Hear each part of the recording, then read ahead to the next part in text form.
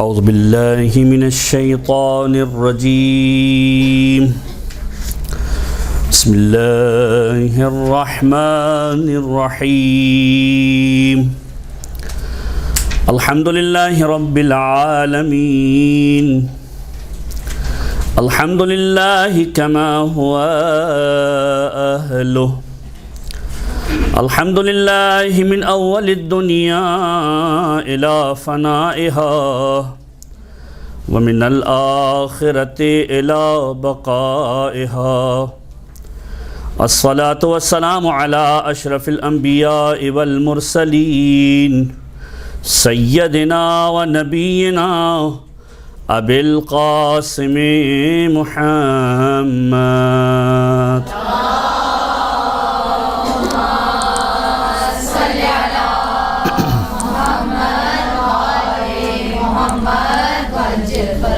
وعلى أهل بيته الطيبين الطاهرين المعصومين المظلومين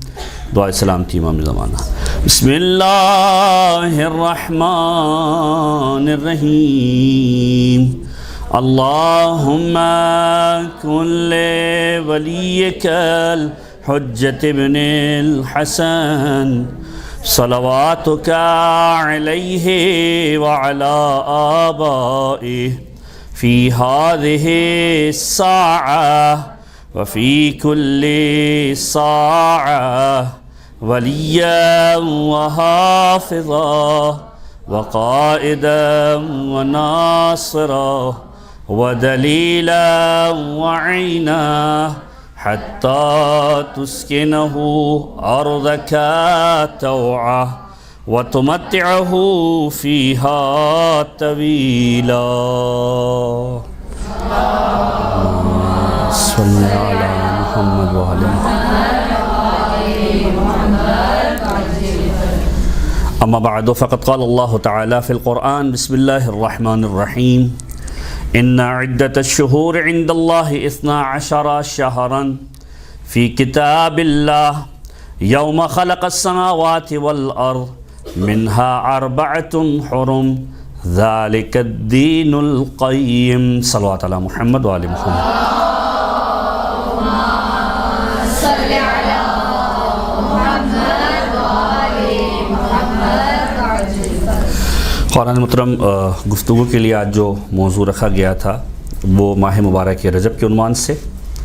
اور اسی کی ذیل کے اندر 2-3 باتیں اکثر باتیں آپ نے یقینی طور پر سنی ہوئی ہوگی. 2-3 روایتیں ہیں جو تفصیلی روایتیں ہیں جو انشاءاللہ کوشش کریں گے کہ آپ تک پہنچائی جائیں تاکہ ماہ مبارک رجب کے اعمال کے اعتبار سے اور ماہ مبارک رجب کی خصوصیات کے اعتبار سے ہماری معرفت کے اندر کچھ اضافہ ہو سکے. قرآن کریم کی جس آیت کو سرنامہ کلام کے طور پر پیش کیا گیا سورہ مبارکہ توبہ قرآن مجید کا 9واں سورہ ہے اور اس کی آیت نمبر 36. مہینوں کی جو تعداد ہے اس کے اعتبار سے بعض اوقات ذہن میں آتا ہے کہ یہ مہینوں کی تعداد کب رکھی گئی، کیسے رکھی گئی. خود قرآن کریم اس کو ایڈریس کرتا ہے سورہ مبارکہ توبہ کے اندر آیت نمبر 36 کے اندر ان عدت الشہور عند اللہ 12 شہرا کہ مہینوں کی تعداد ان عدت الشہور تعداد مہینوں کی عند اللہ خدا کی بارگاہ میں مہینوں کی تعداد کتنی ہے 12 شہرا 12 ہے. اور یہ کب سے ہے فی کتاب اللہ خدا کی کتاب میں اس کو لکھا گیا ہے یوم خلق السماوات والارض کہ جب سے پروردگار عالم نے زمین اور آسمان کو خلق کیا ہے مہینوں کی تعداد 12 ہی ہے. منہا 4 حرم اور اس میں 4 مہینے محترم ہیں احترام والے ہیں. ذالک الدین القیم اور یہی مستحکم دین ہے. قرآن کریم کی ایک ظاہری تفسیر ہے اور ایک باطنی تفسیر ہے. یقینی طور پر ظاہر کے اعتبار سے انسان بے شمار مطالب لے سکتا ہے لیکن باطن کے اعتبار سے جو حقیقی بات ہے وہ ائمہ طاہرین کے در سے ملے گی، کسی اور مقام سے نہیں ملے گی. تو جو ظاہری تفسیر ہے وہ ہماری جس کو کہتے ہیں تشنگی کو دور کرنے کے لیے کافی ہے کہ مہینوں کی تعداد 12 ہے، اس میں 4 مہینے محترم ہیں جو ظاہری تفسیر ہے. اور اس اعتبار سے بھی منطبق ہو جاتی ہے کہ آپ نے یقینی طور پر سنا ہوگا کہ زمانے جاہلیت کے اندر کچھ مہینے ایسے ہوا کرتے تھے کہ جن کو احترام کی نگاہ سے دیکھا جاتا تھا، جس کے اندر جنگ و جدال نہیں ہوتا تھا، جس کے اندر فساد نہیں ہوتا تھا، جس کے اندر جنگیں نہیں کی جاتی تھی. اگر فرض کیجئے کوئی جنگ ہو رہی ہوتی تھی اور یہ مہینہ داخل ہو جاتا تھا تو ان کو روک کر جنگوں کو روک دیا جاتا تھا کہ اب اس کے ختم ہونے کے بعد جو اس کو دوبارہ کنٹینیو کیا جائے گا یا اس وقت کم سے کم ان تمام چیزوں کو پوسٹ پون کر دیا جائے گا۔ وہ 4 مہینے کون سے ہیں؟ اگر اس آیت کی ظاہری تطبیق کے اعتبار سے دیکھا جائے کہ مہینوں کی تعداد 12 ہے، 12 میں سے 4 محترم ہے، وَمِنْهَا أَرْبَعَةٌ حُرُمٌ، 4 ان میں سے ایسے ہیں کہ جن کی حرمت ہے۔ اب وہ 4 کون سے ہیں؟ ان 4 مہینوں کے اندر جو سب سے پہلا مہینہ ہے وہ ہے ماہ مبارک رجب، دوسرا مہینہ ہے ماہ مبارک ذی قعدہ، تیسرا مہینہ ہے ماہ مبارک ذی الحجہ، اور چوتھا مہینہ ہے ماہ مبارک محرم۔ اور اسی چیز کو دلیل بنایا تھا ہمارے 8ویں امام امام علی بن موسیٰ رضا علیہ السلام نے،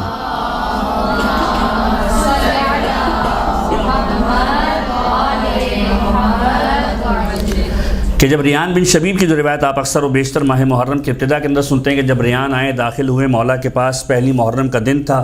مولا کے گھر میں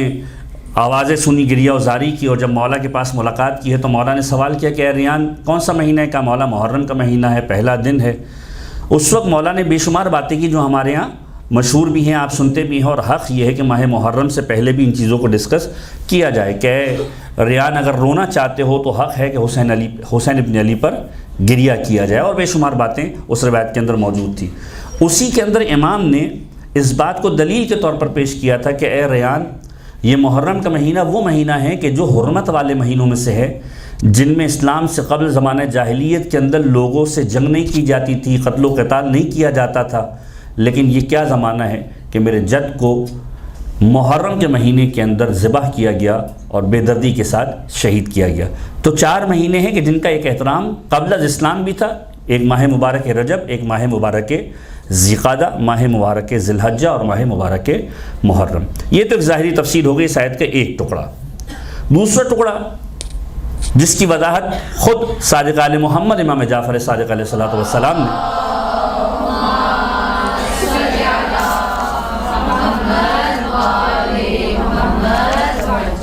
فرمائی کہ جب امام کی خدمت میں کوئی شخص آیا اور ایک مرتبہ آ کر سوال کیا کہ مولا اس آیت سے مراد کیا ہے، اس آیت کا مطلب کیا ہے؟ ظاہری تفسیر اور ایک باطنی تفسیر۔ قرآن کے 70 بواطن ہیں بعض روایت کی بنیاد پر، ایک ایک آیت کی 70 تفاسیر موجود ہے، اور در اہل بیت سے مختلف تفسیریں ہمیں ملی ہیں۔ تو امام نے فرمایا کہ یہ جو مطلب ہے اس کا کہ ان عدت الشہور عند اللہ 12 شہرا، کہ پروردگار عالم کی بارگاہ میں مہینوں کی تعداد 12 ہے۔ 12 سے مراد آیا یہ مہینوں کی تعداد ہے یا مہینوں کے علاوہ پروردگار عالم کچھ بتانا چاہتا ہے؟ یوم خلق السماوات والارض، کہ جب سے پروردگار عالم نے زمین اور آسمان کو خلق کیا ہے، منہا اربعۃ حرم، اس میں 4 محترم ہیں، ذالک الدین القیم، اور یہی مستحکم ترین دین ہے۔ یعنی اگر ایک لمحے کے لیے سوچا جائے اس عنوان سے کہ یہ 12 مہینے مستحکم ترین دین ہے، اس کو کس طریقے سے ہم سمجھنے کی کوشش کریں گے؟ بعض اوقات انسان پریشان ہوتا ہے۔ ایک تعویل یہ کی جا سکتی ہے کہ ان 12 مہینوں کے اندر تمام ائمہ تحریر کی مخصوصیاں ہیں، ولادت ہے، شہادت ہے، اس کے ذریعے سے دین ملتا ہے، ٹھیک ہے، ایک تعبیر یہ کی جا سکتی ہے، لیکن دل و دماغ کو تسلی نہیں ہوتی کہ آیا یہ مراد ہے یا کچھ اور مراد ہے۔ تو امام کے پاس آ کر سوال کیا، امام نے فرمایا کہ اب جو مطالب علماء نے لکھے ہیں ان کا صرف خلاصہ آپ کی سماعتوں کی نظر کروں تاکہ اس امام کے مطلب کو ہم سمجھنے کی کوشش کر سکیں، کہ جب زمین و آسمان کو پیدا کیا ابھی دن رات کا تصور موجود نہیں تھا۔ مہینے کا تصور کب متحقق ہوتا ہے؟ کہ جب دن اور رات مل کر ایک دن پورا وجود میں آئے، 24 گھنٹے وجود کے اندر آئیں، اور اس طرح کے 30 دن گزر جائیں تو پھر مہینے کا وجود تصور کے اندر آتا ہے۔ جب زمین و آسمان کو پیدا کیا اس وقت دن اور رات کا تصور اس عنوان سے موجود نہیں تھا۔ اس کا مطلب یہ ہے کہ اگر مہینے کی بات کی جا رہی ہے تو ابھی دن رات کا تصور ہی موجود نہیں، تو پھر مہینے کی بات کس عنوان سے ہے؟ اب سمجھانے کی کوشش کی علماء نے کہ اس کا مطلب یہ ہے کہ امام کچھ اور بتلانا چاہ رہے ہیں کہ مہینے اور دن اس کی تعبیر کچھ اور ہے، یہ 12 کچھ اور ہیں۔ اب یہاں پر علماء نے تعبیر کی کہ شہر کا ایک معنی عربی لغت کے اعتبار سے یہ بھی کیا جاتا ہے کہ عالم۔ تو اگر اب اس اعتبار سے تطبیق کیا جائے تو اس عنوان سے سمجھنے کی کوشش کریں کہ مولا گویا بتلانا چاہتے ہیں کہ ان عدت الشہور، یعنی عالموں کی تعداد پروردگار عالم کی بارگاہ میں جب سے زمین و آسمان خلق کیا 12 ہی عالم تھے جو اس وقت سے تھے کہ جب پروردگار عالم نے خلقت آسمان و زمین کو رکھا تھا۔ وَمِنْهَا أَرْبَعَةٌ حُرُمٌ، اور ان میں 4 محترم تھے، یعنی 12 ایسے عالم۔ کون؟ جب امام سے پوچھا کہ مولا یہ 12 کون تھے؟ فرمایا کہ ہم ائمہ طاہرین کی ذوات اقدس وہ ہے کہ جن کو پروردگار عالم نے سب سے پہلے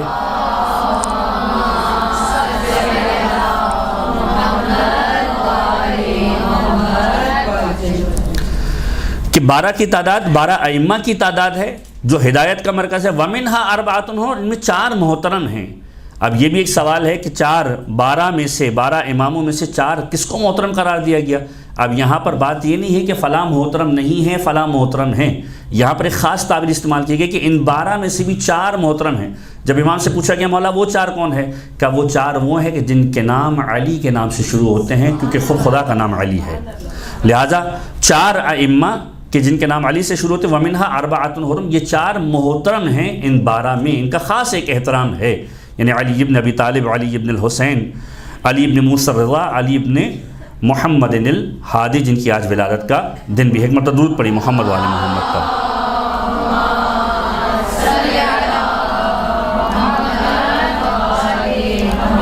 پھر جو آیت کا الگ ٹکڑا ہے اس کو سمجھانے کے لیے یہ باقاعدہ طور پر دلیل بنتی ہے کہ ذالک الدین القیم یہی مستحکم ترین دین ہے. اگر ان 12 سے متمسک رہو گے تو دین پر باقی بھی رہو گے اور دین کے ساتھ متمسک بھی رہو گے. اگر ان 12 سے دور ہو گئے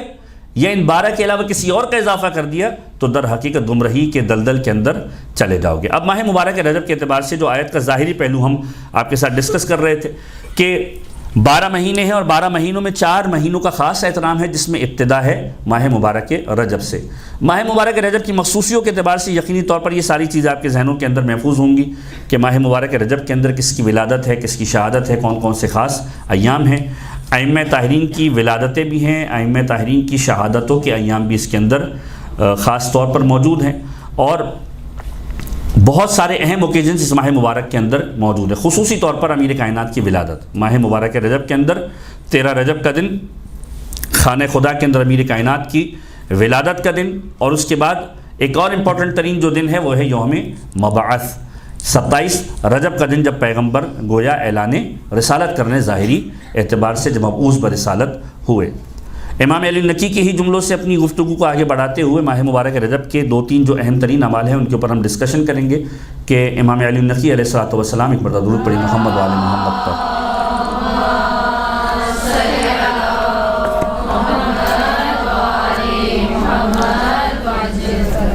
اس مہینے کا ایک اہم ترین عمل ہے ماہ مبارک رجب کے اندر روزہ رکھنا. اور امام سے ہی آ کر سوال کیا گیا اور امام نے پورے سال کے اندر جو اہم ترین روزوں کی فہرست ہے وہ بتلائی. 4 روزے ہیں. مشہور و معروف روایت کہ جب امام کے پاس ایک شخص آیا اور امام سے آ کر سوال کیا تو امام نے فرمایا کہ 4 روزے ہیں جو پورے سال کے اندر رکھے جانے چاہیے اور اسی سے دلائل بنتے ہیں بہت سارے مستحب روزوں کے اعتبار سے. امام نے فرمایا کہ پہلا روزہ جو رکھنا چاہیے جس کی خاص ایک تاکید ہے وہ ہے 17 ربیع الاول کا روزہ کہ جس دن پیغمبر خدا کی ولادت ہوئی. دوسرا روزہ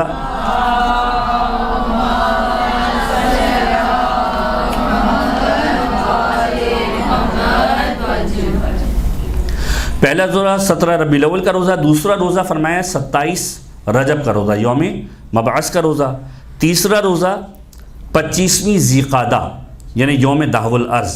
اس کا روزہ. اور پھر فرمایا چوتھا روزہ جو ہے وہ ہے یوم غدیر کا روزہ کہ جب پروردگار عالم نے نعمتوں کو تمام کیا اور خدا اس دین سے راضی ہوا. تو روزے کے اعتبار سے ایک روایت جو امام معصوم نے ہم تک پہنچائی.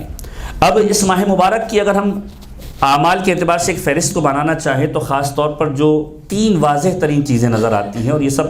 چیزیں آپ کے علم کے اندر ہیں. صرف ایک تکرار ہے، ایک گویا ریپیٹیشن ہے، ایک ریمائنڈر ہے کہ ہم متوجہ رہیں مسلسل ان چیزوں کی جانب کہ 3 چیزیں ہیں جو اس ماہ مبارک کے اندر خاص طور پر فوکس کی گئی کہ انسان متوجہ رہے اس کی جانب. پہلی چیز ماہ مبارک کا روزہ جس کو ہم آخر میں ڈسکس کریں گے. دوسری چیز اس ماہ مبارک کے اندر پروردگار عالم کی بارگاہ میں بار بار استغفار اور توبہ کرنا، خداوند متعال سے طلب مغفرت کرنا، پروردگار عالم سے آتش جہنم سے آزادی کو طلب کرنا، پروردگار عالم کی بارگاہ میں بار بار اس انداز سے جانا کہ پروردگار اس مہینے کے اندر جو ہے وہ ہمیں معاف کر دے. لہٰذا جو دعائیں ملتی ہیں وہ آپ پڑھتے بھی ہیں اللہم بارک لنا فی رجب و شعبان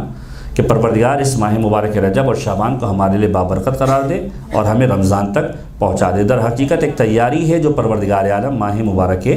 رمضان کے لیے سٹارٹ کرا رہا ہے کہ ماہ مبارک رجب کو گزارو، ماہ مبارک رجب سے ماہ مبارک شعبان کی طرف جاؤ، ماہ مبارک شعبان سے ماہ مبارک رمضان کی طرف جاؤ. اب یہاں پر جو سیکوینس بھی نظر آتا ہے اگر آپ روایتوں کے جملے اٹھا کر دیکھیں تو اس مہینے کو خدا کا مہینہ بھی قرار دیا گیا، اور بعض علماء اس انداز سے تعبیر کرتے ہیں کہ یہ مہینہ امیر کائنات کا مہینہ ہے، چونکہ اس مہینے کے اندر امیر کائنات کی ولادت ہے۔ دونوں ترتیبیں روایتوں کے اعتبار سے نظر آتی ہیں کہ معصوم کا جملہ ہے کہ یہ مہینہ پروردگار عالم کا مہینہ ہے۔ شعبان کے اعتبار سے خاص طور پر روایت کے جملے ہیں کہ پیغمبر فرماتے ہیں یہ میرا مہینہ ہے، اور ماہ مبارک رمضان کے اعتبار سے جملہ ملتا ہے کہ یہ میری امت کا مہینہ ہے یا خود پروردگار عالم کا مہینہ ہے۔ تو تین ترتیبیں اس عنوان سے ملتی ہیں۔ ایک ترتیب یہ ہے کہ رجب خدا کا مہینہ، شعبان پیغمبر خدا کا مہینہ، اور رمضان امت کا مہینہ۔ ایک ترتیب اس عنوان سے ملتی ہے کہ رجب امیر کائنات کا مہینہ، شعبان پیغمبر خدا کا مہینہ، اور رمضان پروردگار کا مہینہ۔ تو تینوں ترتیبوں کو اگر آپ الٹ پلٹ کر بھی اس انداز سے سمجھنے کی کوشش کریں تو ایک خوبصورت تعبیر بنتی ہے جو خطبہ کے لیے بھی استعمال کی جاتی ہے، اور اکثر اس سے استفادہ کرتے ہیں کہ در حقیقت دونوں طرف سے پروردگار عالم نے پیغام دیا کہ اگر پروردگار تک پہنچنا ہے تو بیچ میں اگر کوئی واسطہ ہوگا تو محمد مصطفیٰ صلی اللہ علیہ وآلہ وسلم کا واسطہ ہے۔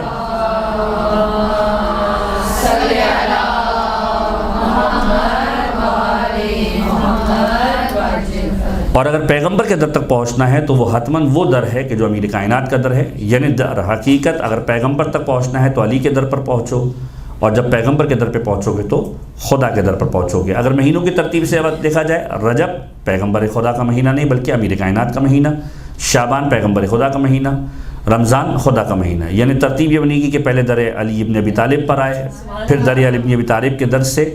پیغمبر خدا کے در پر جائے، اور پیغمبر خدا کے در سے پروردگار عالم کی بارگاہ میں جائے۔ تو ایک سیکوینس اس عنوان سے روایتوں کے اندر نظر آتا ہے۔ تو پہلی چیز جو اس مہینے کے اندر ہے وہ ماہ مبارک کا روزہ، دوسری چیز استغفار۔ اب استغفار کے اعتبار سے خاص طور پر باقاعدہ طور پر روایتوں کے خاص ٹکڑے موجود ہیں کہ جس کے اندر یہ جملے ملتے ہیں کہ انسان متوجہ رہے اس مہینے کے اندر اور خداوند متعال کی بارگاہ میں بار بار استغفار کرتا رہے، اور اس حوالے سے روایتیں باقاعدہ طور پر موجود ہیں کہ معصومین کے جملوں کے اندر ملتے ہیں کہ اگر کوئی شخص پروردگار عالم کی بارگاہ کے اندر، اب یہ روایت معصوم سے وارد ہوئی ہے کہ ماہ مبارک کے رجب کے مہینے میں صبح و شام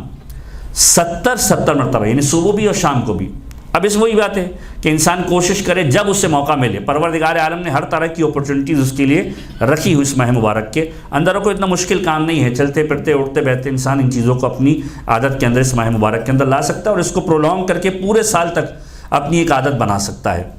کہ روایت کے جملے کے جو شخص ماہ مبارک رجب کے مہینے میں صبح و شام 70 مرتبہ استغفر اللہ و اتوب الیہ پڑھے اور پروردگار عالم سے مغفرت طلب کرے، اور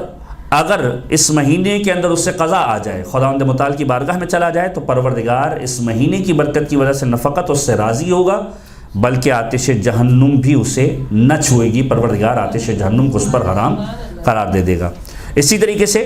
رجب کے پورے مہینے کے اندر ایک خاص تسبیح وارد ہوئی ہے جو مفاتیح الجنان کے اندر بھی تحریر ہے کہ استغفر اللہ ذی الجلال والاکرام من جمیع الذنوب والآثام۔ پورے مہینے کے اندر اگر 1000 مرتبہ پڑھ لے، یعنی اگر 30 دن ہیں تو 30 دن کے اعتبار سے اگر روزانہ کی بنیاد پر بھی وہ ترتیب بنا لے 30 مرتبہ ہی پڑھنے کی، تو کم سے کم 900 مرتبہ تو اسی انداز سے ہو جاتا ہے۔ ایک تسبیح بھی اگر پڑھ لے 1000 مرتبہ اگر پورے مہینے کے اندر ایک مرتبہ پڑھ لے تو پروردگار عالم اسے بخشش عطا کرے گا۔ اس طرح کی روایتوں کے جملے موجود ہیں۔ پھر اسی عنوان سے ایک اور جملہ جو روایتوں کے اندر ملتا ہے کہ جو شخص ماہ مبارک کے رجب کے اندر استغفار پڑھتا رہتا ہے، پروردگار عالم اس کی گناہوں کی مغفرت کر دیا کرتا ہے، اور یہ مہینہ ہی مغفرت کا مہینہ ہے۔ اور اس مغفرت کو ایک تعبیر جو پیغمبر نے ایک واقعے کے اندر استعمال کی ہے، کتب تواریخ کے اندر ایک جو ہے وہ واقعہ ملتا ہے، بہار الانوار کے اندر یہ واقعہ موجود ہے کہ ختمی مرتبہ احمد مجتبیٰ محمد مصطفیٰ صلی اللہ علیہ وآلہ وسلم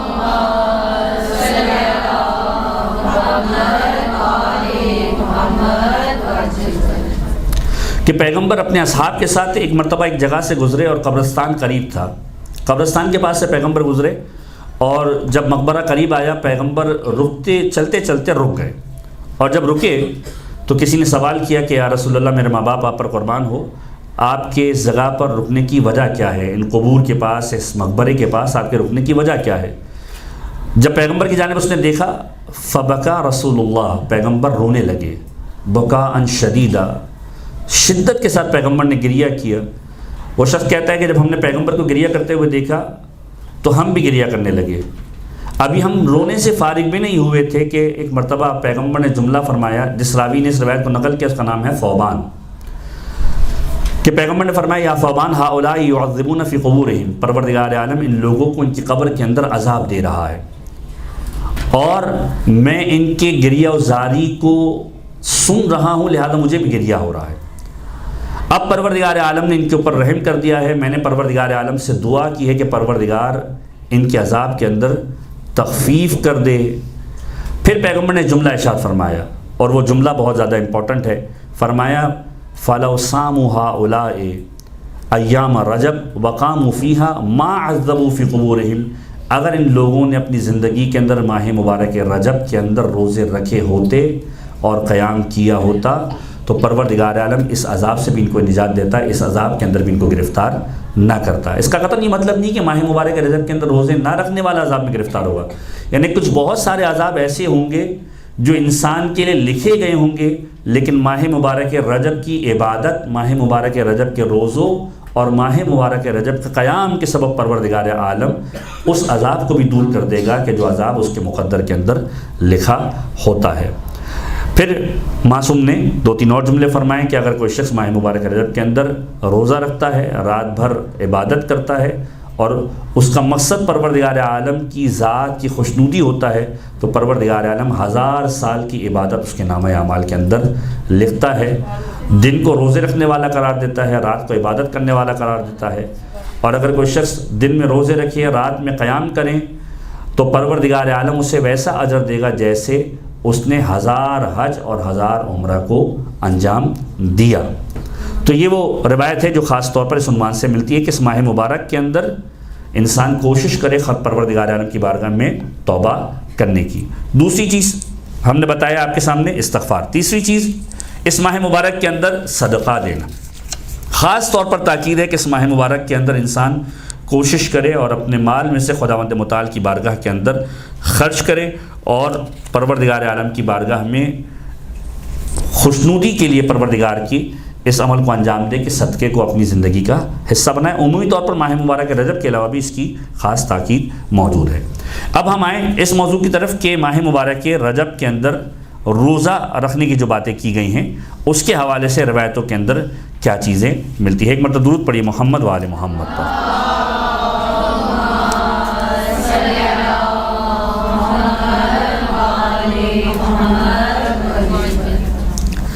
ماہ مبارک رجب کا روزہ جو ہے، ابتدا کے لباس سے آپ نے روایتیں سنی ہیں، بہت ساری چیزیں شیئر آپ نے سوشل میڈیا کے اوپر بھی دیکھی ہوں گی، بے شمار روایتیں موجود ہیں اور کتب تواریخ باقاعدہ بھری پڑی ہے، ایک پوری کتاب ہے باقاعدہ طور پر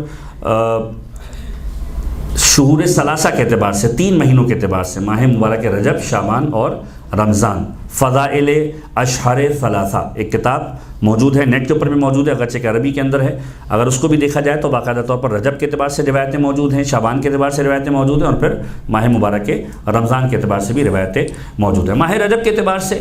صرف روزہ رکھنا، اتنی تاکید ہے کہ شوق دلایا گیا ہے کہ انسان روزہ رکھے۔ استغفار، طلب مغفرت، آتش جہنم سے آزادی اور روزہ، یہ ان 2 چیزوں پر خاص طور پر تاکید ہے۔ یعنی اگر ہم اس بات کو یوں بھی سمجھنے کی کوشش کریں کہ جو ماہ مبارک رجب کی دعا ہے جو آپ اکثر پڑھتے ہیں، ترجمہ بھی آپ کے سامنے واضح ہے، پورا ایک پیغام ہے اور در حقیقت انسان کو متوجہ کیا گیا ہے کہ انسان خدا سے مانگتا ہے، کس انداز سے مانگتا ہے، پروردگار کتنا دیتا ہے، انسان خدا کو کتنا دے رہا ہوتا ہے۔ وہ بے نیاز ذات ہے لیکن اس کے باوجود انسان جو خدا کی بارگاہ میں پیش کر رہا ہوتا ہے وہ پروردگار عالم کی عطا کے مقابلے کے اندر صفر ہے، یعنی وہ چیز ایسی ہے ہی نہیں کہ جس کے بدلے میں اسے کچھ مل سکتا ہو۔ یہ پروردگار عالم کی عطا ہے کہ پروردگار عالم نے اسے اتنا عطا کیا۔ یعنی جو دعاؤں کے جملے ہیں، یا من ارجوہ لکل خیر وآمن سخطہ عند کل شر، مشہور دعا ہے، آپ لوگ پڑھتے ہیں کہ اے وہ پروردگار کہ جو ہماری امید ہے ہر بھلائی کے اندر، وآمن سخطہ عند کل شر، ہر پریشانی کے اندر اگر ہم امان چاہتے ہیں تو کس کے پاس جاتے ہیں؟ خدا کے پاس جاتے ہیں۔ اب یہاں پر جو جملہ ہے وہ بہت امپورٹنٹ ترین جملہ ہے کہ یا من یعطی الکثیر بالقلیل، اے پروردگار جو کثیر عطا کرتا ہے قلیل کے بدلے میں، یعنی ہم جو دے رہے ہیں اس کی کوئی حیثیت ہے ہی نہیں، اس کی کوئی اوقات ہے ہی نہیں، نہ وہ عمل کے اعتبار سے مکمل ہے، محکم ہے، نہ وہ خلوص کے اعتبار سے محکم ہے، مکمل ہے، نہ وہ کرائٹیریا کے اعتبار سے جو خدا چاہتا ہے اس کے اعتبار سے مکمل ہے۔ یا من یعطی الکثیر بالقلیل، ہم تو پروردگار کی حمد و ثنا کر رہے ہیں، پروردگار تو وہ ہے جو کثیر عطا کرتا ہے، کس کے بدلے میں؟ قلیل کے بدلے میں۔ یعنی انسان اس بات کو سوچے کہ اگر خداوند متعال نے یہ پیمانہ رکھا ہوتا ہے کہ جتنا دو گے اس کے اعتبار سے ہی ملے گا، تو انسان کہاں پر جا کر اسٹینڈ کر رہا ہوتا، نہ یہ نعمتیں ہوتی، نہ یہ آسائشیں ہوتی۔ در حقیقت چونکہ بے نیاز ذات ہے، اسے ضرورت نہیں، وہ کہتا ہے کہ تم تھوڑا بھی دو گے میں تمہیں دوں گا۔ اور معصومین کی روایت کے اندر جو ہم پڑھتے ہیں دعا افتتاح کے اندر یا مختلف دعاؤں کے اندر جو جملے ہیں جن کا خلاصہ یہ کہ پروردگار ہم تجھ سے تیرے قلیل کا سوال کرتے ہیں، تیرا قلیل ہمارے لیے کثیر کے برابر ہے۔ تو اے میرے پروردگار تو وہ ہے جو ہمیں کثیر عطا کرتا ہے قلیل کے بدلے میں، ہمارا عمل اس قابل نہیں ہے۔ چوتھے امام کی دعا ہے اللہم انی اسألک ما لا استحقہ، اے میرے پروردگار میں تجھ سے وہ سوال کرتا ہوں جس کا میں استحقاق نہیں رکھتا، میں قابل ہی نہیں کہ مجھے یہ چیز عطا کیا جائے، اس کے باوجود میں تجھ سے سوال کرتا ہوں۔ تو پروردگار وہ ہے جو قلیل کے بدلے میں کثیر دے رہا ہے۔ ایک بہت ہی خوبصورت واقعہ، پیغمبر خدا کی بارگاہ میں ایک شخص آیا اور ایک مرتبہ آ کر سوال کیا اس عنوان سے کہ بعض اوقات ہمارے یہاں ایک جو تصور موجود ہے، اور بہرحال چاہے وہ کوئی بھی کمیونٹی ہو، ایک تصور ہمارے یہاں شارٹ کٹ کا تصور ہر جگہ پر ہے۔ ہم چاہتے ہیں کہ چھوٹے سے چھوٹے وقت کے اندر زیادہ سے زیادہ فائدہ ہو جائے۔ جو عبادتوں کا ہمارا ایک محور ہے، عبادتوں کا ایک تصور جس کو امام معصوم نے بھی ایڈریس کیا ہے کہ بہت سارے لوگ ایسی عبادتیں کرتے ہیں جو تاجروں والی عبادت ہے، تو ہم میں سے اکثر ایسے ہیں جو تاجروں والی عبادت کرنے والے ہیں۔ یعنی جب تک پروردگار عالم کی بارگاہ سے ہمیں کنفرمیشن نہ ملے کہ کچھ ملنے والا ہے، اس وقت تک شاید ہم خدا کی بارگاہ میں جاتے بھی نہیں ہیں۔ اور بہت کم لوگ ایسے ہوتے ہیں جو کما حق کہو خداوند متعال کی بارگاہ میں اس انداز سے جائے۔ یہ جو روش ہے یہ فقط اولیاء خدا یا ائمہ طاہرین کے اندر ہی نظر آتی ہے کہ مولا کائنات کہتے ہیں میں نے اس لیے عبادت کی کہ میں نے خدا کو لائق عبادت جانا، ورنہ اکثر ایسے ہیں جو جہنم کے خوف سے عبادت کرنے والے ہیں ہم جیسے، یا جنت کی لالچ کے اندر یا کسی ثواب کی خاطر جو ہے وہ عبادت کرنے والے ہیں۔ اور یہ بالکل عین فطرت ہے، اس لیے معصوم نے اس کو ایڈریس کیا۔ اگر واقعاً اتنا امپورٹنٹ ہوتا کہ انسان ان ساری چیزوں سے بالا تر ہو کر عبادت کرے تو امام کہتے کہ نہیں، وہ ساری کی ساری عبادتیں ضائع ہیں، نہ کرو، اسی طرح عبادت کرنی جیسے خدا کو لائق عبادت جان کر عبادت کرنی۔ امام نے کہا کہ 3 طرح کے طبقے ہیں، ہر ایک اپنی اپنی کیپیسٹی کے اندر عبادت کو انجام دیتا ہے۔ تو پیغمبر خدا کی بارگاہ میں ایک شخص آیا اور ایک مرتبہ پیغمبر خدا کے پاس آ کر سوال کرنے لگا کہ یا رسول اللہ مجھے کوئی ایسا وظیفہ بتائیے، گویا شارٹ کٹ۔ اچھا، شارٹ کٹ، اس بات کو بھی ذہن میں رکھنا چاہیے کہ شارٹ کٹ جو ہے وہ واجبات کے اندر کہیں پر بھی آپ کو کوئی شارٹ کٹ نہیں ملے گا، مستحبات کے اندر بے شمار شارٹ کٹ جو ہے وہ آپ کو ملیں گے۔ در حقیقت ماہ مبارک رجب کی یہ جو عبادتیں ہیں یہ کسی شارٹ کٹ سے تو کم نہیں ہیں، یہ بونس سے تو کم نہیں ہے کہ انسان ایک چھوٹی سی عبادت کرے اور اس کے بدلے میں پروردگار عالم بے شمار اسے عطا کرے۔ تو پیغمبر کی بارگاہ میں آیا اور پیغمبر سے آ کر سوال کرتا ہے کہ یا رسول اللہ آپ مجھے کوئی ایسا وظیفہ بتائیے کہ میں جو ہے خدا کی بارگاہ کے اندر جو ہے وہ بہت کم بھیجوں اور خدا مجھے بے شمار عطا کرے۔ اب اگر واجبات کی بات ہوتی یا مستحبات کی بات ہوتی تو بہت ساری بات ہو سکتی تھی۔ اب یہ شخص آیا سیریس نوٹ کے اوپر پیغمبر سے سوال کر رہا ہے سیریسلی کہ یا رسول اللہ کوئی ایسا وظیفہ، یعنی کتنا آسان ہو جاتا ہے کہ چھوٹی سی چھوٹی بات کہہ دیتے ہیں پیغمبر اور رہتی قیامت تک یہ معاملہ ختم ہو جاتا ہے کہ کچھ چھوٹا سا بھیج دو خدا کی بارگاہ میں اور پروردگار عالم تمہیں زیادہ دے دے گا۔ کیا یا رسول اللہ کوئی ایک ایسا عمل بتا دیجئے کہ میں خدا کی بارگاہ میں کم بھیجوں اور خدا مجھے زیادہ بھیجے۔ پیغمبر نے اس کے سامنے ایک دوسرا جملہ کہا اور واقعی خوبصورت جملہ کہا، فرمایا کہ اگر تم خدا کے دیے ہوئے قلیل رزق پر راضی ہو جاؤ گے خدا تمہارے قلیل عمل پر راضی ہو جائے گا۔ اگر تم خدا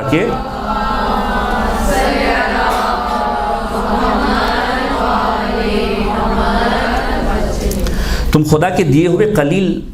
رزق پہ راضی ہو جاؤ خدا تمہارے قلیل عمل پہ راضی ہو جائے گا، لہذا پھر جو تمہیں دے گا وہ تمہیں بہت زیادہ لگے گا۔ لیکن یہ انسان کی فطرت ہے کہ یہ رزق جو اسے ملتا ہے، انسان کی چاہت، انسان کی خواہش اسے بار بار اس بات کی جانب متوجہ کرتی ہے کہ نہیں مجھے کچھ اور چاہیے اور زیادہ چاہیے، اکتفا نہیں کرتا، قناعت نہیں کرتا۔ کہ جب تم خود اپنے رزق کے معاملے میں قناعت نہیں کرتے تو پھر خداوند متعال سے بھی اس بات کی ایکسپیکٹیشن نہ کرو کہ وہ قلیل سے عمل پہ تمہارے راضی ہو جائے گا۔ اس کے باوجود پروردگار عالم قلیل عمل کے بدلے میں کثیر عنایت کرتا ہے۔ تو دعا کا یہ خود جملہ جو ہے بڑا لطیف جملہ ہے کہ ہم خدا کی بارگاہ میں کیا بھیج رہے ہیں اور خداوند متعال ہمیں کیا دے رہا ہے. اور اس کے بعد کا جو جملہ ہے وہ اس سے زیادہ امپورٹنٹ اس عنوان سے ہے کہ اس میں جو معصومین نے کور کیا ہے جن چیزوں کو، یہ بھی سمجھنے کی ضرورت ہے کہ یا من یعطی من سأل یا من یعطی من لم یسأل ہو ومن لم یعرف ہو. خدا کی خدائی کو بتایا ہے کہ پروردگار عالم ہے کیا. یا من یعطی من سأل، اے پروردگار تو اسے عطا کرتا ہے جو تجھ سے سوال کرتا ہے. یا من یعطی من لم یسأل ہو ومن لم یعرف ہو،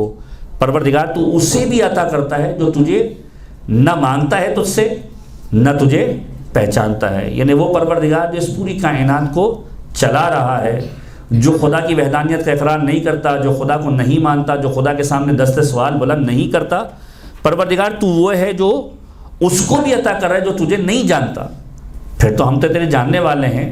ہم تو تجھ سے مانگ رہے ہیں پروردگار، ہم تیری بارگاہ میں مانگنے کے لیے آئے ہیں. اور پھر ہم سوال کرتے ہیں کہ پروردگار دنیا اور آخرت کی خیر ہمیں عطا فرما اور ہم سے دنیا کے شر کو دور فرما. اور اے میرے پروردگار تو عطا کرتا ہے، اپنے فضل سے مجھے جو عطا کر رہا ہے اس میں اضافہ فرما. اور پھر معصوم نے جو خاص طریقہ بتایا کہ انسان اپنی جو ہے وہ داڑھی پر ہاتھ رکھے اور انگلیوں کو گھمائے اور پھر اس انداز سے کہے کہ اے میرے پروردگار تیری بارگاہ میں اس انداز سے مانگ رہا ہوں کہ یا ذا الجلال والاکرام یا ذا النعماء والجود یا ذا المن والطول حرم شیبتی علی النار. کہ اس مہینے کے اندر جو توبہ کے بارے میں ہم نے کہا کہ اس مہینے کا خاص مقصد کیا ہے کہ اپنے آپ کو پروردگار عالم کی بارگاہ میں اس انداز سے لے کر جاؤ کہ آتش جہنم کو اپنے آپ پر حرام کرواؤ. تو اس دعا کا بھی یہ خاص مقصد ہے حرم شیبتی علی النار، کہ پروردگار میرے اس جسم کو آتش جہنم کے اوپر حرام قرار دے، کہ آتش جہنم جو ہے وہ میرے سفید بالوں کو نہ جلائے. تو صاحب احسان ہے، تو احسان کرنے والا ہے، پروردگار اس ماہ مبارک کے اندر مجھ پر احسان فرما. تو اگر دیکھا جائے تو ان تمام چیزوں کے ذریعے سے خاص مقصد تک پہنچانے کی کوشش کی ہے. انسان اپنے آپ کو آتش جہنم سے بچائے، انسان اپنے آپ کو پروردگار عالم کی بارگاہ میں ان خوش نصیب لوگوں میں لکھوائے کہ جن کو پروردگار عالم نے معاف کیا. اب جو تیسری بات جس کے اوپر ہم فوکس کر رہے تھے کہ ماہ مبارک رجب کے اندر روزہ رکھنے کے اعتبار سے امام علی بن موسیٰ رضا علیہ الصلوۃ والسلام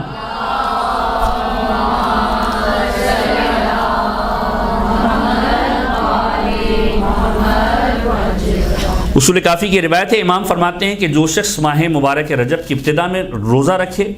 خدا سے رغبت کی خاطر کہ پروردگار عالم کی جانب اس کی توجہ ہو، تو پروردگار عالم جنت کے دروازے کھول دیا کرتا ہے ایسے شخص کے لیے کہ جو ماہ مبارک رجب کی ابتدا میں روزے رکھے. پھر فرمایا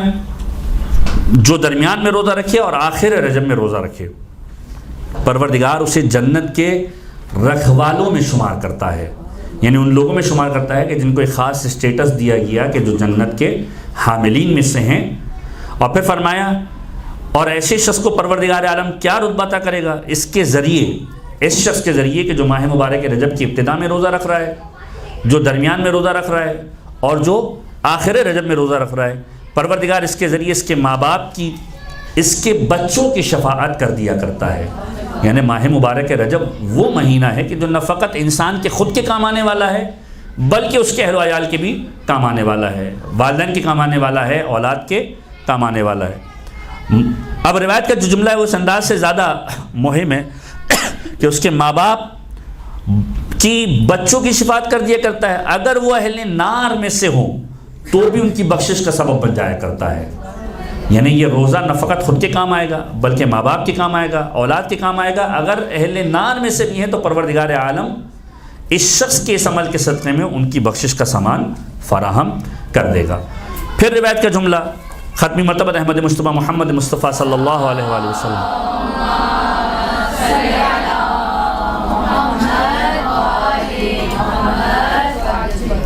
فرماتے جو شخص ماہ مبارک رجب میں روزہ رکھے، اب ابتدا کی بات نہیں ہے، انتہا کی بات نہیں ہے، درمیان کی بات نہیں ہے، ماہ مبارک رجب میں روزہ رکھے ایمان کے ساتھ، پروردگار عالم کے اوپر ایمان رکھتے ہوئے، اس یقین کامل کے ساتھ کہ پروردگار عالم کی خوشنودی کا یہ سبب ہے، اپنا احتساب کرتے ہوئے کہ میں پہلے کیا کر رہا تھا اب کیا کر رہا ہوں، محاسبہ کر اپنی ذات کا. تو پروردگار عالم قرار دیتا ہے اس کے اور جہنم کے درمیان ایک خندق کو قرار دیتا ہے، خندق بناتا ہے، اور ہر خندق زمین اور آسمان کے برابر ہوتی ہے۔ بعض روایتیں ہیں کہ اس میں پروردگار عالم 70 خندقوں کو بناتا ہے اور ہر خندق زمین اور آسمان کے برابر ہوتی ہے کہ یہ شخص جہنم کی جانب نہیں جانے والا۔ پروردگار عالم نے اس کی بچاؤ کا اہتمام فرمایا ہے۔ اب اس کے بعد ایک روایت کے جو خاص طور پر امام محمد باقر علیہ السلام سے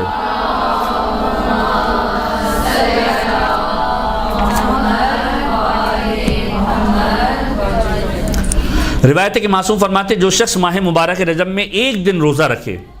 شروع میں یا درمیان میں یا آخر میں، تو پروردگار متعال بہشت کو اس کے لیے کھول دیا کرتا ہے۔ امالی شیخ صدوق کے اندر یہ روایت موجود ہے،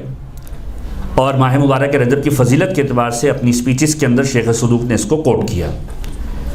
کہ امام باقر فرماتے ماہ رجب میں ایک دن روزہ رکھے، چاہے ابتدا کے اندر ہو، چاہے درمیان کے اندر ہو، چاہے آخر ماہ کے اندر ہو، خدا بہشت کے لیے اس کے دروازے کھول دیا کرتا ہے اس شخص کے لیے، اور روز قیامت وہ شخص ہمارے ساتھ ہوگا اور ہمارے درجے کے اندر ہوگا۔ یعنی ایک روزہ ماہ مبارک رجب کا اس قابل انسان کو بناتا ہے کہ وہ روز قیامت انشاءاللہ ائمہ طاہرین کے ساتھ ان کے درجے کے اندر محشور کیا جائے گا۔ پھر فرمایا جو کوئی 2 دن ماہ مبارک رجب کے روزے رکھے گا، اس سے کہا جائے گا تیرا عمل پروردگار عالم کی دہلیز پر پہنچ گیا، خدا تمہارے گزشتہ تمام گناہوں کو معاف کر رہا ہے۔ یعنی 2 روزے اور پروردگار عالم کی طرف سے گناہوں کی بخشش کا گویا سرٹیفکیٹ۔ پھر فرماتے ہیں کہ جو کوئی ماہ مبارک رجب کے اندر 3 روزے رکھے گا، اس سے کہا جائے گا کہ تیرے گزشتہ اور آئندہ کے تمام گناہ معاف کر دیے گئے۔ گزشتہ کے گناہ معاف کر دیے گئے، آئندہ کے گناہ کا مطلب کیا ہے کہ لائسنس مل گیا، یہ پہلے بھی میں بیان کر چکا ہوں کہ لائسنس نہیں ملا، پروردگار عالم توفیق دے گا کہ گناہ نہیں کرے گا، پروردگار عالم توفیق عطا کرے گا، اسے گناہوں سے محفوظ رکھے گا، انٹل اور انلیس کہ وہ اپنے کردار کو اس انداز سے بنا لے کہ اتنا گناہوں کا عادی ہو جائے کہ پروردگار عالم سلب توفیق کر لے، اس کی توفیق سلب کر لی جائے۔ اور یہ ہم سب کی دعا ہونی چاہیے ماہ مبارک رجب کے علاوہ بھی، اور یہ بارہا آپ سنتے ہیں کہ اللہم ارزقنا توفیق طاعہ و بعد المعصیہ، کہ پروردگار ہمیں اطاعت کی توفیق عطا فرما اور معصیت سے دوری عطا فرما۔ تو جو 3 روزے رکھے گا اس سے کہا جائے گا تیرے گزشتہ اور آئندہ کے گناہ معاف کر دے، لہذا اپنے گناہگار بھائیوں میں سے، اب یہ امپورٹنٹ ترین چیز ہے کہ 3 روزہ رکھنے کے بعد خداوند متعال اس شخص کو ایک اسٹیٹس دے رہا، لہذا اپنے گناہگار بھائیوں میں سے جس کی چاہو شفاعت کرو، اور اپنے دوستوں میں سے بھی جس کی چاہو شفاعت کرو۔ یہ پروردگار عالم 3 روزے کے سبب اس انسان کو اسٹیٹس دے گا جو ماہ مبارک رجب کے اندر روزے رکھ رہا ہوگا۔ اور پھر روایت کے جملے کہ اگر کوئی شخص 7 دن ماہ مبارک رجب کا روزہ رکھے گا، پروردگار عالم جہنم کے 7 دروازوں کو اس کے لیے بند کر دے گا، یعنی انسان کے لیے جہنم کے 7 دروازے بند کر دیے جائیں گے۔ اور پھر فرماتے ہیں کہ اگر کوئی شخص ماہ مبارک رجب کے اندر 8 روزے رکھے گا، 8 روزے، پروردگار عالم اس کے لیے جنت کے 8 دروازے کھول دے گا اور منادی ندا دے گا کہ جنت میں جس دروازے سے چاہو داخل ہو جاؤ، پروردگار عالم نے ان دروازوں کو تمہارے لیے کھولا ہوا ہے۔ تو یہ ماہ مبارک رجب کے روزوں کے اعتبار سے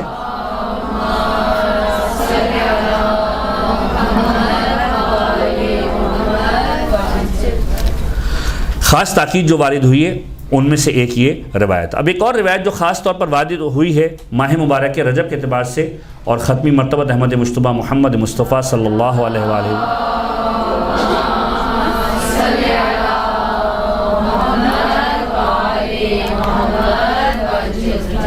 ابو سعید خضری پیغمبر کے ایک صحابی ہیں، ان سے یہ روایت جو ہے وہ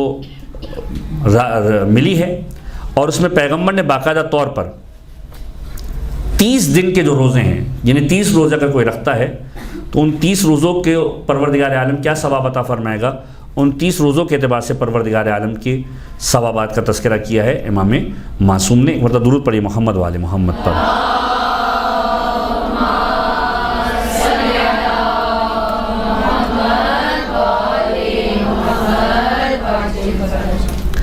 کہ ابو سعید خضری یہ بیان فرماتے ہیں کہ پیغمبر خدا کی خدمت میں موجود تھا، اور پیغمبر ماہ مبارک رجب کے اعتبار سے ارشاد فرما رہے تھے، اور پیغمبر نے اس انداز سے تذکرہ کیا اس ماہ مبارک کا کہ اس مہینے کی جانب متوجہ ہو، یہ اللہ تعالیٰ کی رحمت کا مہینہ ہے اور پروردگار عالم اس میں رحمتوں کی موسلا دھار بارش کرتا ہے، اور اسلام کی آمد کے بعد اس کی تعظیم میں مزید اضافہ ہوا ہے۔ جیسے کہ ہم نے عرض کیا، جو پیغمبر کی اس روایت سے پہلے جس آیت کا ہم نے تذکرہ کیا تھا سورہ مبارکہ توبہ کی، کہ یہ مبارک مہینوں میں سے تھا، ان مہینوں میں سے تھا کہ جن کو پروردگار عالم نے خاص طور پر احترام دیا ہے۔ پیغمبر نے فرمایا کہ اس مبارک مہینے کے اندر اسلام کے بعد اس کی عظمت کے اندر اور اضافہ ہوا ہے، اور اس کے بعد پھر پیغمبر نے اور بہت ساری اس کی تفاصیل کو بیان کرنا شروع کیا۔ اس انداز سے بھی پیغمبر کا جملہ ملتا ہے کہ یہ وہ مہینہ ہے کہ جن مہینوں کے اندر پروردگار عالم رحمتوں کا نزول اس انداز سے کرتا ہے کہ منانی ندا دیتا ہے کہ کون ہے جو مدد کرنے کے لیے آئے۔ اسی طرح کی ایک روایت ماہ مبارک کے شعبان کے اعتبار سے بھی ملتی ہے کہ کون ہے جو مدد کرنے کے لیے آئے، اور جب کسی نے پوچھا کہ پیغمبر مدد کس طرح ہو سکتی ہے، کہ اس مہینے کے اندر روزہ رکھو اور ہماری مدد فرماؤ۔ تو ایک خاص روایت جو اس حوالے سے لکھی گئی ہے ابو سعید خدری کے اعتبار سے، اور اس روایت سے پہلے امیر کائنات کی ایک روایت کا تذکرہ کر دیا جائے تاکہ اس کے بعد پھر ہم باقاعدہ اس روایت کے اوپر آئیں اور اس میں جس حد تک ہم بیان کر سکیں اس کو بیان کریں، کہ امیر کائنات نے بھی ماہ مبارک رجب کے اعتبار سے، روزوں کے اعتبار سے خاص طور پر ایک تاکید فرمایا کہ جو ماہ مبارک رجب میں اول عشرے میں یا درمیانی عشرے میں یا آخری عشرے میں روزہ رکھے۔ ابھی تک ایک ایک روزے کی بات ہو رہی تھی، ابتدا میں، درمیان میں، آخر میں، کا پہلے عشرے کے اندر، درمیانی عشرے کے اندر، آخری عشرے کے اندر اگر کوئی روزہ رکھے پروردگار عالم اس کے گناہوں کو معاف کر دیا کرتا ہے، اور اگر کوئی پہلے عشرے میں 3 روزے رکھے، درمیانی عشرے میں 3 روزے رکھے یا آخری عشرے میں، یا 3 روزے رکھے کسی بھی ایک عشرے کے اندر، پروردگار اس کے گزشتہ اور آئندہ گناہوں کو معاف کر دیا کرتا ہے، جس طرح کہ پہلے ہم نے بیان فرمایا۔ اس کے بعد فرمایا جو کوئی ماہ رجب کی ایک شب خدا کی عبادت کرتے ہوئے گزارے، یعنی کہ ایڈیشن ہے اس روایت کے اندر، اس لیے اس کو ہم نے آپ کے سامنے بیان کیا کہ اگر کوئی ایک شب خداوند متعال کی عبادت کے لیے گزارے، بے شمار شبیں آئیں گی جس میں آپ کو عبادت کا موقع ملے گا، مثلا 13 رجب کی رات ہے، عبادت کرنے کا موقع مل جائے گا، اسی طریقے سے 27 رجب کی شب ہے، عبادت کرنے کا موقع مل جائے گا۔ تو فرمایا خدا اسے دوزخ سے آزادی عنایت فرمائے گا، یعنی وہ مہینہ ہے کہ جس کے اندر شب بیداری خداوند متعال کی بارگاہ کے اندر عبادت کے لیے یہ بھی دوزخ سے نجات کا باعث ہے۔ فرمایا اگر کوئی ایک شب خدا کی عبادت کرے خدا اسے دوزخ سے آزادی دے گا، اور 70,000 گناہ گاروں کے لیے اس کی شفاعت کو پروردگار عالم قبول کرے گا۔ یعنی ابھی تک 3 روزوں کے بعد خداوند متعال اسٹیٹس دے رہا تھا کہ اپنے اہل و عیال کو، اپنے بچوں کو آتش جہنم سے نجات دلاؤ، اپنے دوستوں کو آتش جہنم سے نجات دلاؤ۔ فرمایا 70,000 گناہ گاروں کی شفاعت کے لیے ایک شخص کام آئے گا کہ جو ایک شب ماہ مبارک رجب کے اندر جاگ کر عبادت کو انجام دے رہا ہوگا۔ پھر فرمایا کہ جو اس راہ خدا میں اس مہینے کے اندر صدقہ دے گا، خدا روز قیامت اسے ایسے ثواب سے سرفراز فرمائے گا جو نہ کسی نے دیکھا ہوگا نہ کسی نے درک کیا ہوگا، یعنی ایسا ثواب کہ جس کو لوگ درک نہیں کر سکتے، پروردگار عالم ویسا ثواب اسے عطا کرنے والا ہے۔ تو یہ وہ روایت ہے کہ جس کو خاص طور پر تذکرہ کیا ہے اس عنوان سے کہ ماہ مبارک رجب کے اندر پروردگار عالم کی بارگاہ میں اگر انسان عبادت گزار بنے، روزہ رکھے، تو پروردگار عالم کس انداز سے اسے عطا فرماتا ہے۔ ایک مرتبہ درود پڑھ دیجیے محمد و آل محمد پر۔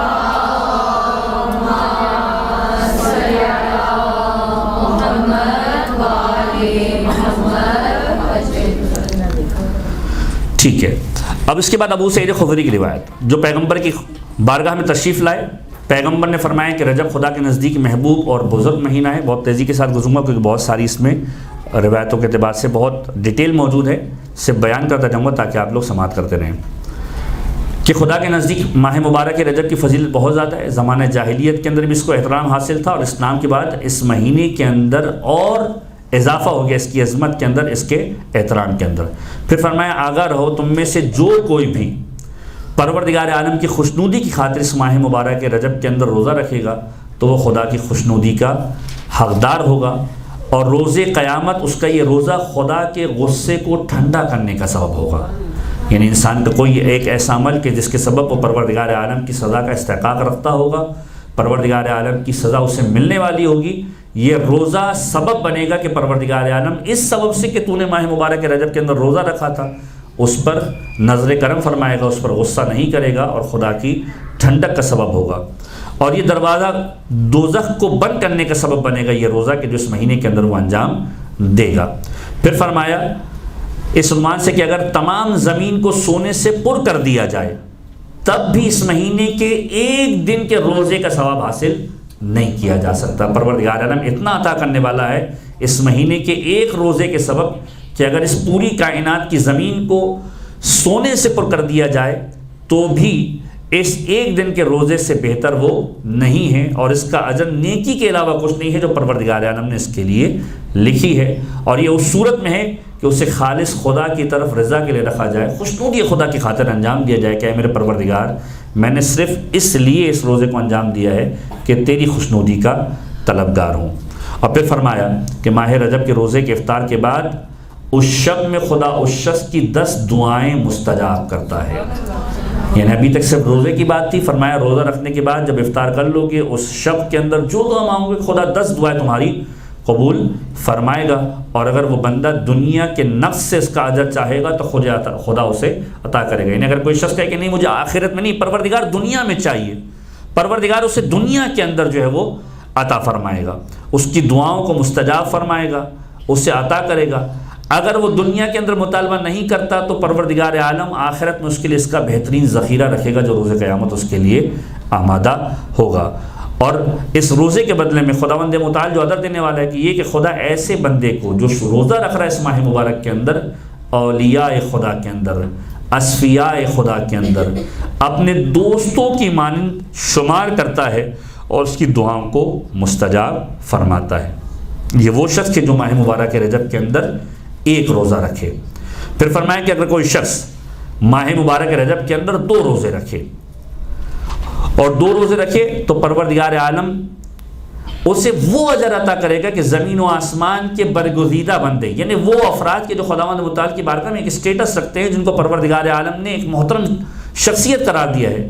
اس کے احترام کا حساب لگانے سے قاصر رہیں گے۔ یعنی خداوند متعال اتنی عزت عطا کرے گا کہ زمین و آسمان کے برگزیدہ بندے بھی اس کے احترام کو گننے سے قاصر رہیں گے۔ خدا اس بندے کی عمر کو دراز کر دے گا۔ عمر بڑھانی ہے، صلہ رحم اپنی جگہ پر ایک اصول ہے، اور دوسری چیز ماہ مبارک رجب کے اندر 2 روزے کم سے کم رکھے۔ اور پھر فرمائیں کہ اسے صادقین کی عمر بھر کی نیکیوں کا ثواب عنایت کرے گا۔ جو خدا کی بارگاہ میں صادقین ہیں ان کی جو نیکیاں ہیں اس کے برابر پروردگار عالم نامہ اعمال میں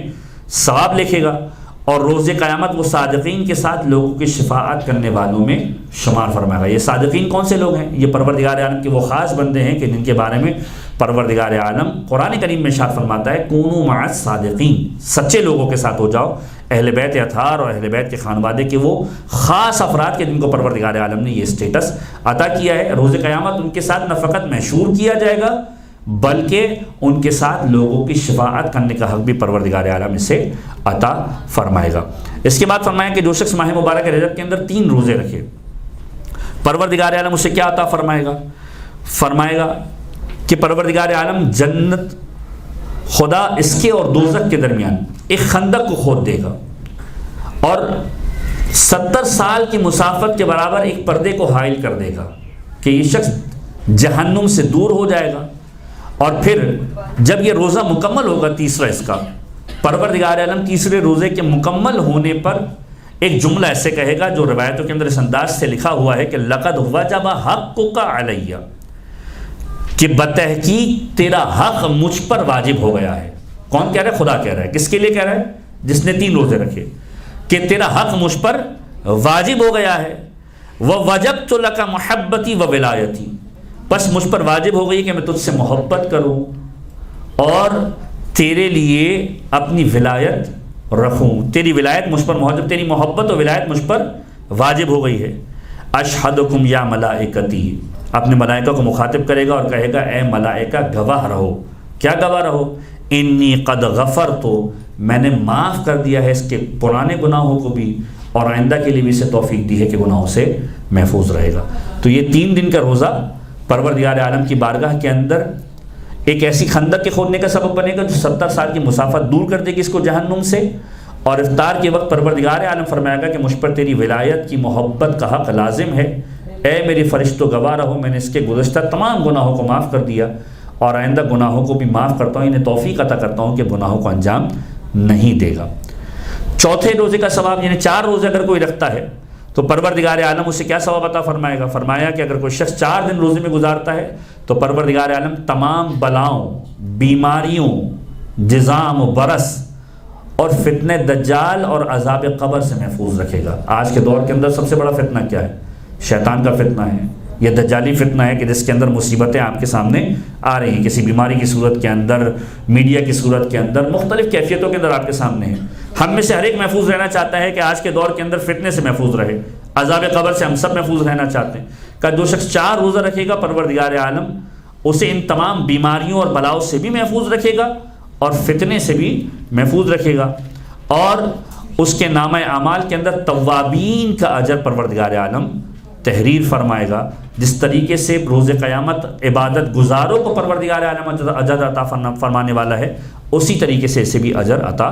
فرمائے گا۔ اور پھر 5ویں روزے کے اوپر معصوم کا جملہ یہ ہے، پیغمبر فرماتے ہیں کہ جو شخص ماہ مبارک رجب کے اندر 5 دن روزہ میں گزارے گا تو خدا پر لازم ہے کہ وہ اسے روز قیامت خوشنود کرے گا، اس کا چہرہ 14ویں کے چاند کی مانند جو ہے پروردگار عالم چمکتا ہوا رکھے گا، اور اس کے حساب کے اندر ایک بہت بڑے پہاڑ کے ذرات کے برابر ثواب کو لکھا جائے گا۔ کوہ عالش کا نام روایت کے اندر تحریر کیا ہے کہ کوہ عالش کے ذرات کے برابر پروردگار عالم ثواب لکھے گا، اور اسے بے حساب بہشت کے اندر داخل کیا جائے گا، اور کہا جائے گا جو چاہتے ہو اپنے پروردگار عالم سے طلب کرو، تمہارا پروردگار تمہیں عطا کرے گا۔ 5 روزوں کے ثواب کے بدلے میں پروردگار عالم یہ عطا فرمائے گا۔ اس کے بعد 6 روزے اگر کوئی رکھتا ہے تو فرمایا کہ اگر کوئی شخص 6 دن روزے میں گزارے ماہ مبارک رجب کے اندر، یعنی اس میں ایسا نہیں ہے کہ مسلسل 5 ہر دن روزہ رکھے، مطلب 6 روزے پورے مہینے کے اندر رکھے تو پروردگار عالم یہ ثواب دے رہا ہے۔ اس کی انتہا 30 تک لے گئے کہ اگر فرض کیجئے کوئی 30 روزے رکھتا ہے تو پروردگار عالم کیا ثواب دے گا۔ طویل روایت ہے، مختصراً جتنا ہم اس کو کور کر سکتے ہیں، 1-2 منٹ جو ہمارے پاس باقی ہے اس کے اندر ہم مکمل کرنے کی کوشش کریں گے۔ 2-3 اور باتیں کہ اگر کوئی شخص ماہ مبارک کے رمضان کے 6 روزے رکھے اور 6 دن روزوں میں گزارے تو معصوم فرماتے ہیں جب اپنی قبر سے برآمد ہوگا تو نورانی چہرہ لیے ہوگا اور آفتاب اس کے نور کے سامنے ماند ہوگا، یعنی سورج جس کی روشنی سے پورا خطہ نورانی ہو جاتا ہے، اس کے نور کے سامنے سورج کی روشنی ماند پڑ رہی ہوگی۔ اس کو پروردگار عالم ایسا نور عطا کرے گا کہ حاضرین قیامت اس نور سے استفادہ کریں گے، اور ایک ایسی امان عطا کی جائے گی کہ پل صراط سے بے حساب گزر جائے گا، اور اس کی نافرمانیوں کو پروردگار عالم معاف فرمائے گا۔ یہ ماہ مبارک رجب کے اعتبار سے ائمہ تاریخ کی روایتوں کے جملے ملتے ہیں جو آپ کی سماعتوں کی نظر کیے گئے۔ پروردگار عالم کی بارگاہ میں دعا ہے کہ پروردگار ہم سب کو ماہ مبارک